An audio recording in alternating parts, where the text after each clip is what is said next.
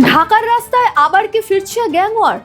প্রকাশ্যে খুন, চাঁদাবাজি, বিদেশ থেকে নির্দেশ, সব মিলিয়ে বাংলাদেশে কি তৈরি হচ্ছে নতুন আন্ডারওয়ার্ল্ড? ভারতের এক সাবেক আইপিএস কর্মকর্তা দাবি করেছেন, রাজনৈতিক পরিবর্তনের সুযোগে আবার মাথাচাড়া দিচ্ছে সংঘবদ্ধ অপরাধ চক্র। কিন্তু প্রশ্ন হলো, বাংলাদেশ কি নতুন নিরাপত্তা সংকটের দিকে এগোচ্ছে? আজকের ভিডিওতে আমরা বিশ্লেষণ করব সেই বিস্ফোরক প্রতিবেদন।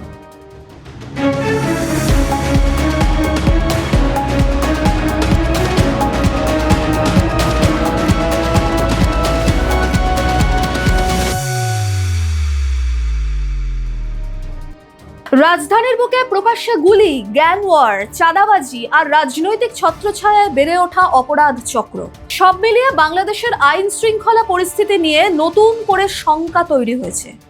এমনই বিস্ফোরক দাবি করেছেন অবসরপ্রাপ্ত আইপিএস কর্মকর্তা ও মরিশাসের সাবেক জাতীয় নিরাপত্তা উপদেষ্টা শান্তনু মুখোপাধ্যায়। অতি সম্প্রতি তিনি মিলেনিয়াম পোস্টে একটি বিশ্লেষণধর্মী প্রতিবেদন লিখেছেন। তার বিশ্লেষণ অনুযায়ী, প্রধানমন্ত্রী তারেক রহমানের নেতৃত্বাধীন নতুন সরকার ক্ষমতায় আসার পর সাধারণ মানুষ আশা করেছিল দীর্ঘ রাজনৈতিক অস্থিরতার পর দেশে অন্তত স্থিতিশীলতা ফিরবে। কিন্তু বাস্তবে পরিস্থিতি যেন উল্টো দিকেই এগোচ্ছে। বিশেষ করে ঢাকায় সংঘবদ্ধ অপরাধ চক্র আবারও সক্রিয় হয়ে উঠছে বলে আশঙ্কা প্রকাশ করা হয়েছে। লেখকের দাবি, শেখ হাসিনার পতনের পর অন্তর্বর্তী সরকারের সময় বাংলাদেশ প্রায় 1.5 বছর এক ধরনের নৈরাজ্যের মধ্য দিয়ে গেছে। সে সময় টার্গেট কিলিং, লুটপাট, অস্ত্রাগারে হামলা এবং সংগঠিত অপরাধ দ্রুত বাড়তে থাকে। ফলে নতুন সরকার দায়িত্ব নেওয়ার পর মানুষের প্রত্যাশা ছিল আইন শৃঙ্খলা পরিস্থিতি অন্তত নিয়ন্ত্রণে আসবে। কিন্তু সাম্প্রতিক ঘটনাগুলো নতুন উদ্বেগ তৈরি করছে। বাংলাদেশের প্রভাবশালী সংবাদ মাধ্যমগুলিও একই ধরনের সতর্কবার্তা দিচ্ছে। ডেইলি স্টার তাদের সম্পাদকীয়তে বলেছে, ঢাকা জুড়ে অপরাধ গোষ্ঠীর সহিংসতা এখন অনেকটাই আন্ডারওয়ার্ল্ড কার্যকলাপের মতো।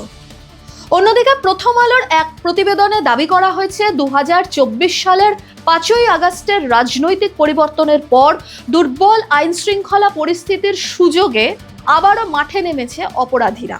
বিশ্লেষণে বলা হয়েছে, রাজনৈতিক পরিবর্তনের সময়ে বহু শীর্ষ অপরাধী জামিনে মুক্তি পায়, আর এখন তারা রাজধানীর বিভিন্ন এলাকা নিজেদের নিয়ন্ত্রণে নিতে সংঘর্ষে জড়িয়ে পড়ছে।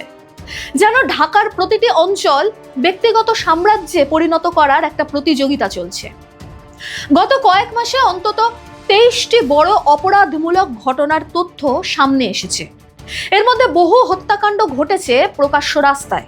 সবচেয়ে আলোচিত ঘটনাগুলোর একটি ছিল শীর্ষ সন্ত্রাসী খন্দকার নাঈম আহমেদ টিটনের হত্যাকাণ্ড।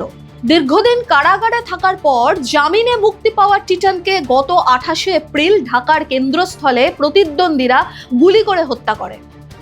লেখকের দাবি, এসব হত্যাকাণ্ডের মূল কারণ হচ্ছে অপরাধ জগতের অর্থনৈতিক নিয়ন্ত্রণ, দখল, চাঁদাবাজি, দখল বাণিজ্য, অবৈধ আয় এবং ক্ষমতার ভাগ নিয়েই চলছে রক্তক্ষয়ী সংঘর্ষ।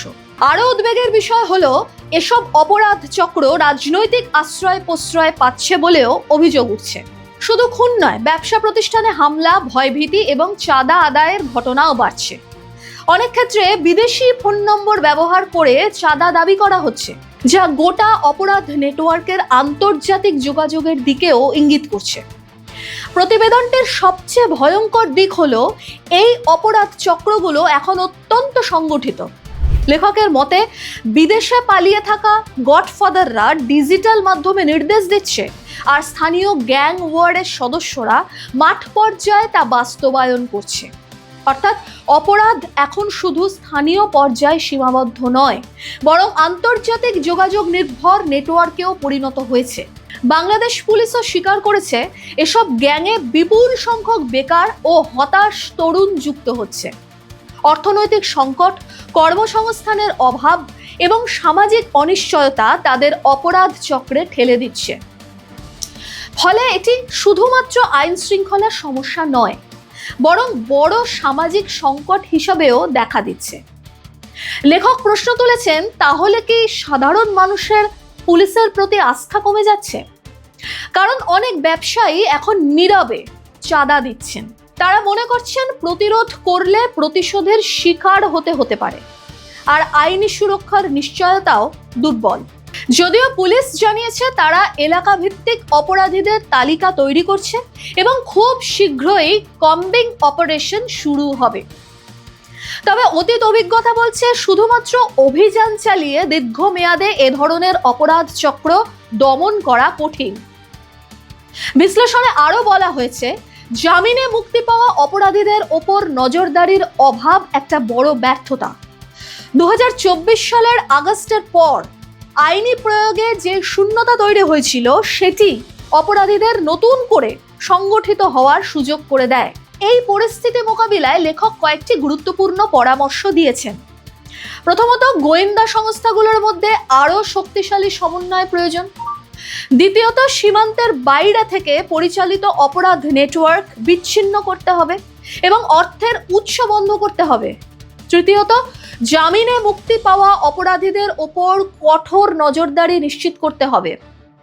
এর পাশাপাশি তিনি মনে করেন বেকার তরুণদের জন্য দ্রুত কর্মসংস্থান ও সচেতনতামূলক কর্মসূচি চালু করা জরুরি, কারণ শুধু পুলিশি অভিযান দিয়ে সমস্যার স্থায়ী সমাধান সম্ভব নয়।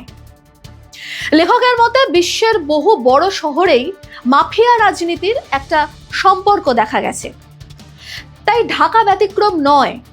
তবে শক্তিশালী গোয়েন্দা কাঠামো, কঠোর নজরদারি এবং রাজনৈতিক সদিচ্ছা থাকলে পরিস্থিতি নিয়ন্ত্রণ করা সম্ভব বলে তিনি সতর্ক করে দেন। তিনি বলেন, গণমাধ্যম ইতিমধ্যেই বিপদের ঘণ্টা বাজিয়েছে। এখন সরকার ও নিরাপত্তা সংস্থাগুলোর দায়িত্ব এই সতর্কবার্তাকে গুরুত্ব দিয়ে দ্রুত পদক্ষেপ নেওয়া, কারণ আইন শৃঙ্খলা পরিস্থিতির উন্নতি শুধু জনগণের নিরাপত্তাই নিশ্চিত করবে না, বরং সরকারের বিশ্বাসযোগ্যতাও বহু গুণ বাড়িয়ে তুলবে। বাংলাদেশ কি সত্যিই নতুন এক আন্ডারওয়ার্ল্ডের দখলে চলে যাবে, নাকি পরিস্থিতি নিয়ন্ত্রণে আনতে পারবে সরকার? আপনার মতামত কি? লিখে জানান কমেন্টে। ভিডিওটি ভালো লেগে থাকলে লাইক, শেয়ার করতে ভুলবেন না। সেই সঙ্গে চ্যানেল সাবস্ক্রাইবেরও অনুরোধ রইল। এরকম আরও বিশ্লেষণমূলক প্রতিবেদন পেতে চোখ রাখুন জিও পালসে।